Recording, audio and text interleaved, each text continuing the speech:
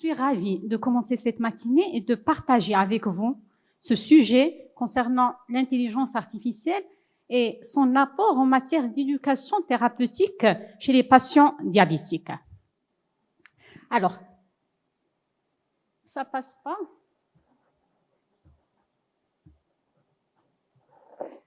Le diabète, c'est un fardeau mondial, on le sait. Les dernières données indiquent un taux toujours élevé de complications dégénératives. Et puis, concernant l'état d'équilibre du patient diabétique, encore une fois, presque la moitié de nos patients diabétiques type 1 et type 2 ne sont pas à la cible. Maintenant, la question qu'on peut se poser. Oui, alors aujourd'hui, il y a beaucoup d'avancées thérapeutiques, mais nous enregistrons toujours un taux élevé de complications et de déséquilibre. Et on veut comprendre pourquoi. Alors, le problème, est-ce que il nous concerne, nous les médecins? Est-ce qu'on a une part de responsabilité dans tout ça? Du moment où, du fois, on est concerné par l'inertie clinique. Est-ce que le problème concerne plutôt nos patients qui sont du fois dans la mauvaise observance thérapeutique, ou bien ça concerne les compétences d'autogestion d'une manière générale? Alors, on va parler d'inertie clinique des médecins. Ce qu'il faut savoir, c'est que l'inertie clinique, c'est fréquent. Ça concerne 50% des patients diabétiques de type 2. On ne veut pas le reconnaître, mais c'est la réalité. Alors, j'insiste sur le point que l'inertie clinique ne concerne pas seulement absence d'intensification de traitement. Le malade nécessite une intensification, je le fais pas, je suis dans l'inertie. Effectivement, je suis dans l'inertie dans cette situation, mais l'inertie concerne tous les volets de la prise en charge de la pathologie. Le volet éducatif, je dois faire une éducation, je fais pas bénéficier mon patient d'une éducation thérapeutique, je suis dans l'inertie clinique. Le dépistage des complications, etc. Après, les raisons derrière l'inertie s'expliquent tout simplement par le fait que la raison médicale ne se base pas sur seulement le volet analytique, nos connaissances et nos compétences. C'est important, mais ce n'est pas suffisant pour appliquer une recommandation et pour passer à l'action. Il y a un autre volet, un autre type de pensée qui intervient, c'est la pensée émotionnelle. Ce sont les biais cognitifs qui peuvent faire qu'un médecin n'applique pas les recommandations. Alors, maintenant, si on s'intéresse à la non-observance des patients. La non-observance des patients concerne aussi presque 46% des patients diabétiques de type 2. C'est-à-dire que la moitié presque des malades diabétiques de type 2 sont concernés par la mauvaise observance thérapeutique. Maintenant, c'est important de raisonner comment nous, les médecins, on regarde et on voit ça, notre perception par rapport à la mauvaise observance. C'est-à-dire, moi, j'ai fait ce que je dois faire, j'ai intensifié, j'ai prescrit le traitement adéquat, j'ai expliqué au malade comment il doit prendre son traitement. Par la suite, le médicament n'adhère pas, le patient n'adhère pas et il ne prend pas son traitement. Comment je vois ça? Est-ce que je peux dire que c'est tout simplement, c'est un malade mauvais observant?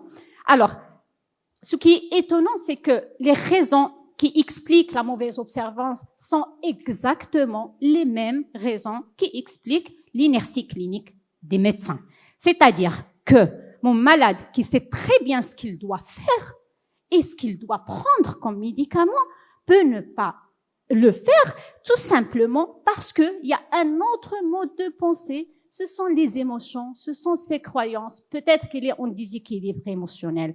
Ceci dit que, avant de dire que ce patient, tout simplement, c'est un mauvais observant, j'ai fait ce que je dois faire, je ne peux rien faire pour lui, il faut tout simplement comprendre pourquoi il est dans la mauvaise observance. Comprendre où ça bloque. Ça concerne le côté connaissance, compétence, ou ça concerne l'autre côté, émotion, croyance, et ça, exactement, le rôle de l'éducation thérapeutique. Alors, on arrive à l'éducation thérapeutique. Là, je ne vais pas définir qu'est-ce que ça veut dire une éducation thérapeutique parce que on le maîtrise très bien. Et puis, je vais pas parler non plus des bénéfices. de l'éducation thérapeutique. Ça, on le connaît. Tout le monde est d'accord. On n'a pas de doute par rapport à ça. Et on insiste et on le dit. C'est quelque chose, on en parle beaucoup. Et on dit toujours que c'est la pierre angulaire de la prise en charge de nos patients. Je souligne un seul point, c'est que éducation ne signifie pas seulement information. Je propose des messages informatifs, j'explique aux malades qu'est-ce qu'ils doivent faire. Ce n'est pas la vraie éducation thérapeutique, c'est une partie, mais ce n'est pas suffisant pour rendre mon malade compétent, capable de gérer sa pathologie au quotidien. C'est en fait un véritable transfert de compétences du patient vers du médecin plutôt vers le patient.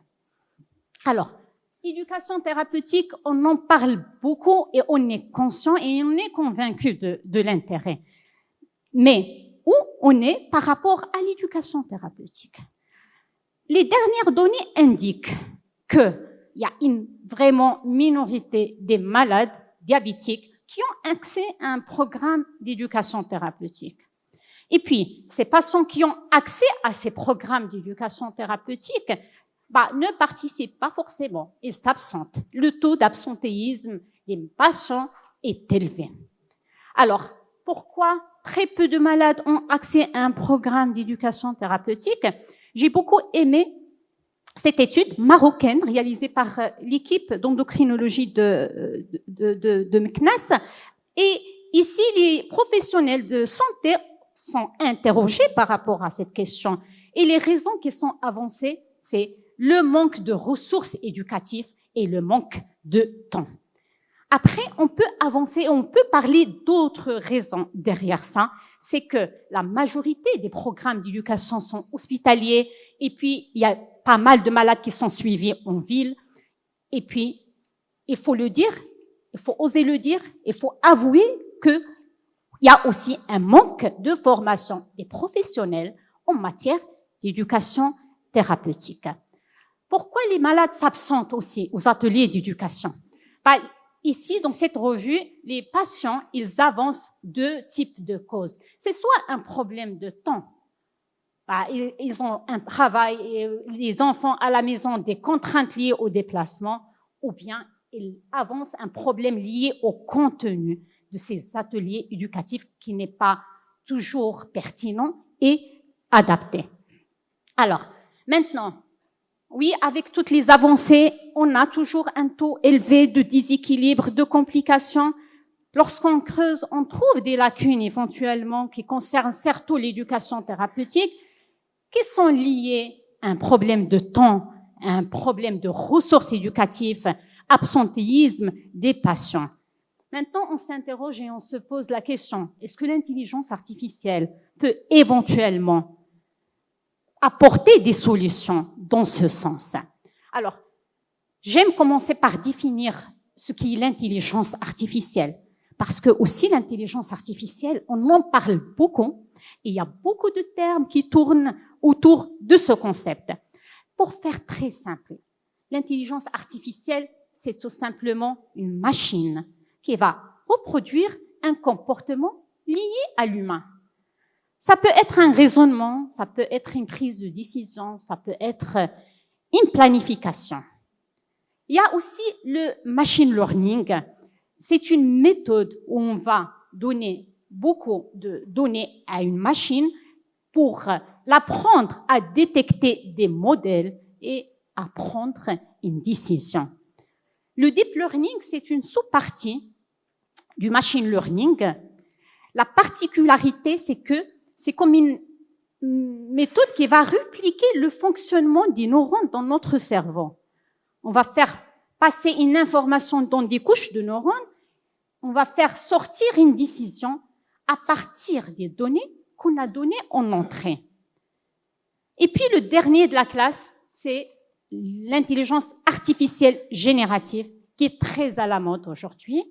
C'est le ChatGPT, c'est beaucoup de modèles de langage. Alors ici, la particularité, c'est qu'ils sont capables de créer un nouveau contenu. Ça peut être un texte, ça peut être une vidéo, une image, à partir d'énormes bases de données. Alors, on va passer maintenant à l'utilisation concrète de l'intelligence artificielle en éducation thérapeutique. Il y a 4 domaines d'utilisation. Il y a les chatbots ou les agents conversationnels qui sont capables de fournir des informations et de répondre aux questions patients 24 heures sur 24 heures. Il y a les plateformes intelligentes et les applications mobiles intelligentes, pas n'importe quelle application, qui sont capables d'analyser les données patients et de proposer une recommandation. Il y a les algorithmes qui sont surtout utilisés dans les calculs de dose d'insuline, la titration de l'insuline, calcul bolus, etc. Et puis, le dernier domaine, c'est la réalité virtuelle et avancée. C'est lorsqu'on va simuler un scénario réel. Ça permet un apprentissage très ludique et c'est très adapté pour les enfants. Alors, on commence par le premier domaine, les chatbots. Ici, un exemple. La maman qui pose la question. L'hémoglobine liquide de ma fille est élevée malgré des glycémies normales une bonne partie de la journée. Pourquoi? L'agent conversationnel répond. Il explique pourquoi. Il explique qu'est-ce qu'elle reflète l'hémoglobine glyquée. Et puis ici, il donne une proposition. Discutez un CGM ou une surveillance plus complète avec votre équipe. Et puis, il cite la source. C'est un modèle de chatbot ou agent conversationnel. Alors, ces chatbots, est-ce qu'ils sont efficaces comme outils thérapeutiques, plutôt éducatifs, chez nos patients diabétiques de type 2? On va trouver le résultat de cette méta-analyse qui a examiné 22 études, pilotes et d'intervention. Et le résultat indique que, en matière de réduction d'hémoglobine glyquée, oui, c'est significatif, mais en matière de réduction pondérale, ce n'est pas significatif. Alors, l'efficacité de chatbot, il dépend essentiellement de la conception, qui doit être rigoureuse et qui doit être faite par nous, les professionnels de santé. Alors, le principe est simple, ça repose sur un prompt qui est le cœur de fonctionnement de ce chatbot, qui va cadrer le champ d'action. Ici, c'est un exemple. Si on veut, par exemple, un chatbot pour l'éducation thérapeutique des patients diabétiques de type 1, il faut donner les références, il faut élaborer des scénarios, le plus de scénarios, questions, réponses et consultations simulées possibles. Et puis, avant de valider un chatbot, il faut le faire passer un examen, lui poser des questions, lui donner des situations et puis évaluer et examiner la pertinence des réponses et la pertinence aussi des sources. Si les réponses sont pertinentes et les sources sont valides et fiables, le chatbot, il va réussir et on peut le valider. Alors, ici, 2 exemples des chatbots des expériences marocaines. Alors, notre programme Diabassistance, qui est présenté comme poster dans notre congrès. Alors, la particularité, c'est que notre chatbot, le patient, il peut poser la question de différentes manières, soit à l'écrit, soit à l'oral. Et puis, j'ai trouvé aussi l'expérience des services d'endocrinologie de Casablanca. Et le chatbot conçu s'appelle Karim et il est spécialement conçu pour aider les patients diabétiques de type 1. Après les chatbots, on parle un autre domaine d'utilisation de l'intelligence artificielle en éducation thérapeutique. Ce sont les plateformes intelligentes et les applications mobiles. Alors ici, l'idée, c'est quoi? C'est que l'application mobile intelligente, elle va utiliser les données patients, va configurer les données, l'âge, le type de diabète, le schéma thérapeutique, l'objectif glycémique, etc.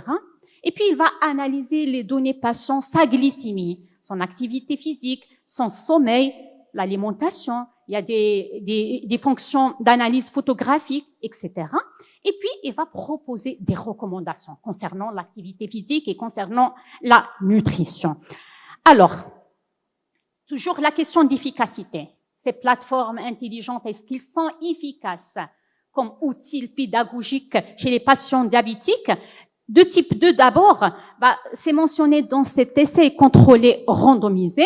On a le groupe B en bleu qui a utilisé la plateforme intelligente et c'est en noir qui a utilisé la plateforme en plus de l'accompagnement des professionnels, la réduction d'hémoglobine glyquée est beaucoup plus importante que le groupe A qui est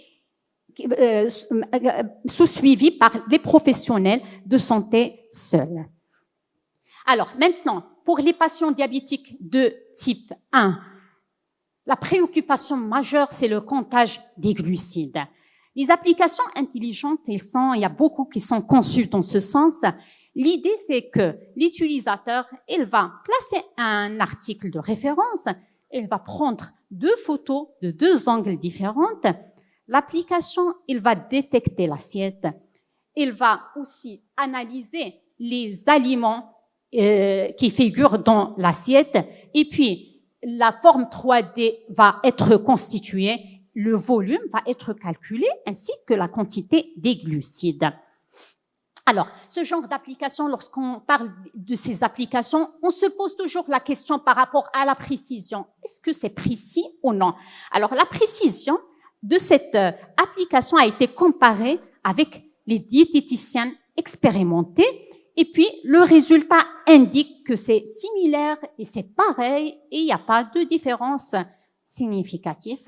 Après, si vous êtes intéressé à ça, cette revue détaille toutes les applications utilisées en nutrition. Il analyse la qualité et surtout la précision de ces applications.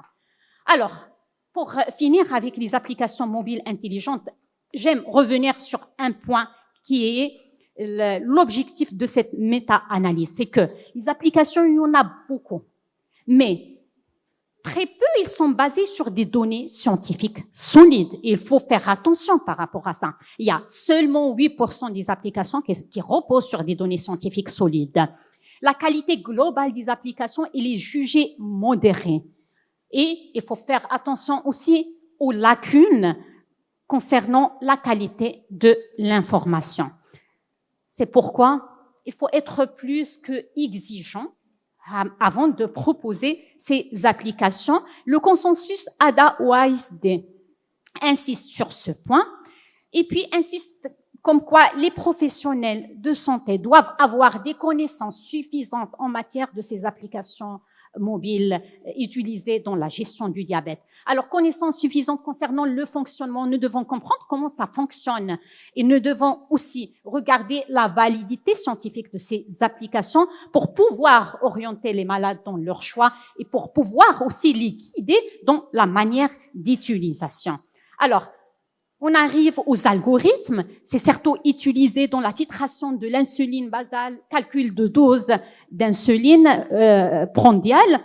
Alors, tout ce qui concerne la titration de l'insuline basale, il y en a beaucoup d'applications. Je présente que les applications qui sont approuvées par la FDA. Le principe est simple. Le médecin, il va configurer la dose initiale de l'insuline qu'il a proposée. Il va aussi configurer l'objectif de la glycémie à jeun. Il va aussi préciser les principes de titration. Alors, le patient, il va que saisir sa glycémie à jeun chaque jour et l'algorithme va donner la proposition de la dose recommandée. Est-ce que c'est efficace, ces algorithmes de titration de l'insuline basale? La réponse c'est oui. C'est efficace en matière de la réduction dans cet essai contrôlé, randomisé par rapport au groupe témoin. Et puis, c'est sécuritaire aussi. Il n'y a pas de majoration de risque d'hypoglycémie dans le groupe d'intervention.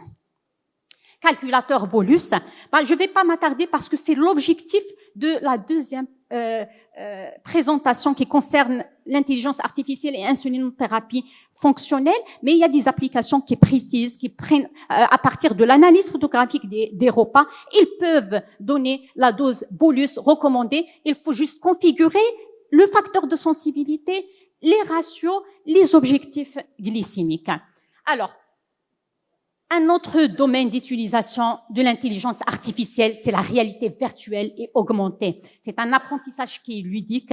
On a dit, c'est très adapté pour les enfants. J'aimerais présenter rapidement, mais juste un aperçu parce que c'est de notre projet SweetWhy, parce que ça a été présenté hier dans la session communication orale.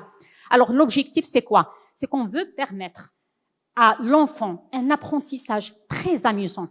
Il peut sauter, il peut courir, il peut lever des obstacles, il va répondre à des questions, il va valider un module, passer à un autre, et chaque module est en rapport avec une thématique particulière et des objectifs éducatifs qui sont bien précis.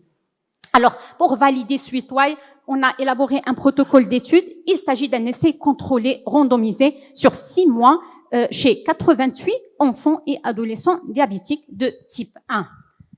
Le dernier modèle au domaine d'éducation thérapeutique et d'intelligence artificielle en matière d'éducation thérapeutique, c'est l'utilisation des robots éducatifs. C'est une très bonne opportunité parce que ça permet d'alléger le travail des professionnels de santé. Alors, ici, c'est une expérience en Arabie Saoudite qui ont utilisé ces robots éducatifs chez les enfants diabétiques de type 1. Ils ont comparé ça avec l'éducation thérapeutique conventionnelle et ils ont constaté que, en matière de connaissances, il y a une amélioration des scores de connaissances chez les enfants utilisateurs des robots par rapport à l'éducation conventionnelle. Et en matière de la réduction d'hémoglobine glyquée, les deux groupes sont concernés par la réduction, mais la réduction la plus importante est observée dans le groupe robot éducatif. Alors, je finis par avantage.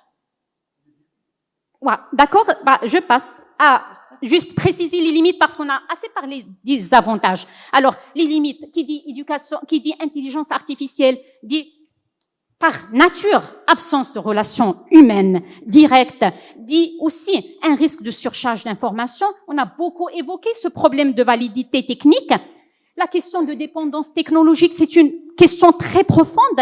On se pose la question, est-ce que lorsqu'on va utiliser à chaque fois ces applications mobiles pour prendre une décision et ces algorithmes pour prendre une décision, est-ce qu'on va continuer à, est-ce qu'on va pas fragiliser notre pouvoir de prendre la décision? Est-ce que, avec l'utilisation comme ça répétée de l'intelligence artificielle, est-ce qu'on ne peut pas devenir moins intelligent? C'est une question que je pose. Et puis, l'inégalité d'accès numérique ou ce qu'on appelle la fracture numérique et qui dit intelligence artificielle dit aussi par nature un problème éthique lié à la confidentialité des données. Alors, je conclus pour dire que l'intelligence artificielle, c'est un complément de l'éducation humaine, mais il ne la remplace pas. Pourquoi il ne la remplace pas? Parce que nous, les humains, on s'intéresse à d'autres dimensions qui concernent notre patient. Qu'est-ce qu'il a, notre patient? Comment il vit? Quelles sont ses difficultés, ses contraintes? Il ne faut pas oublier que l'éducation, comme on a dit au début, il s'appuie sur 2 champs. Connaissance, croyance, connaissance, compétence et aussi émotion, croyance. Ce n'est pas seulement les connaissances. Et puis, nous, les cliniciens, nous devons avoir quand même une double expertise. C'est vrai qu'on s'intéresse beaucoup à tout ce qui est pathologie, traitement, etc. Nous devons s'intéresser de la même manière à l'éducation thérapeutique, à la formation en éducation, à l'élaboration des programmes d'éducation thérapeutique. C'est comme ça qu'on peut combler ces lacunes d'éducation thérapeutique et on va pas trouver comme solution à chaque fois intelligence artificielle. Et je vous remercie pour votre attention.